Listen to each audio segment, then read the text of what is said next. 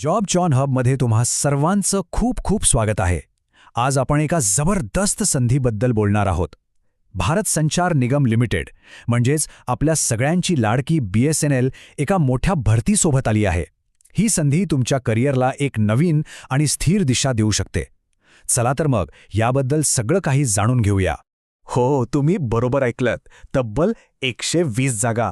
आजकालच्या काळात सरकारी कंपनीमध्ये एवढ्या जागा निघणं ही खरंच एक मोठी गोष्ट आहे. म्हणजे अनेक हुशार आणि पात्र उमेदवारांसाठी ही एक सुवर्णसंधी आहे. तर या 120 जागा आहेत सिनियर एक्झिक्युटिव्ह ट्रेनी या प्रतिष्ठित पदासाठी. आणि सगळ्यात भारी गोष्ट काय आहे माहितीये, ही भरती फक्त एकाच प्रकारच्या लोकांसाठी नाहीये. ती 2 महत्त्वाच्या व्यावसायिक शाखांमध्ये विभागली गेलीये. चला बघूया कोणत्या आहेत त्या. बघा, इथे सगळं चित्र स्पष्ट होतंय. BSNLचा मुख्य व्यवसाय टेलिकॉम असल्यामुळे साहजिकच टेलिकॉम स्ट्रीमसाठी तब्बल 95 जागा आहेत. आणि त्याचबरोबर कंपनीच्या आर्थिक व्यवस्थापनासाठी फायनान्स टीममध्ये 25 जागा ठेवण्यात आल्या आहेत.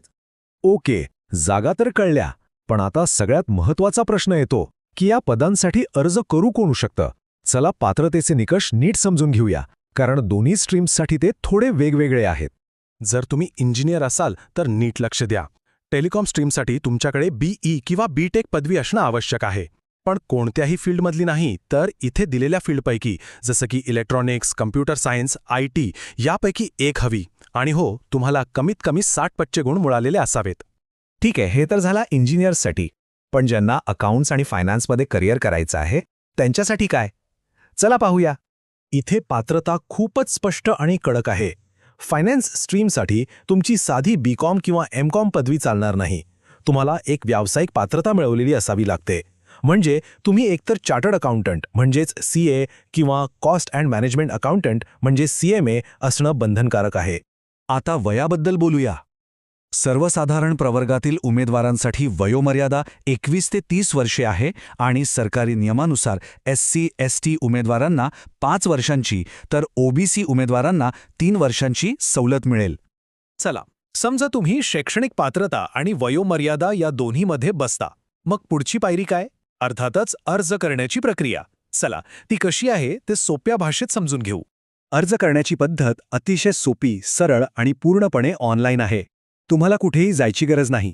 फक्त एक गोष्ट लक्षात ठेवा, अर्ज भरायला बसण्यापूर्वी तुमची सगळी कागदपत्र, फोटो, सही स्कॅन करून तयार ठेवा. आणि हो, फी भरल्याशिवाय तुमचा अर्ज स्वीकारला जाणार नाही हे विसरू नका. अर्ज शुल्काकडे नजर टाकूया.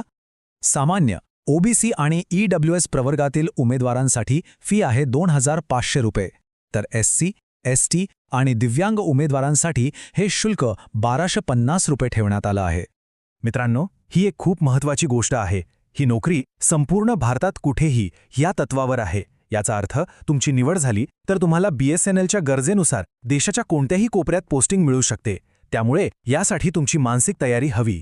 आणि आता आपण आलो आहोत या व्हिडिओच्या सगळ्यात महत्त्वाच्या भागाकडे, तारखा. बाकी सगळं विसरलात तरी चालेल, पण या तारखा विसरू नका.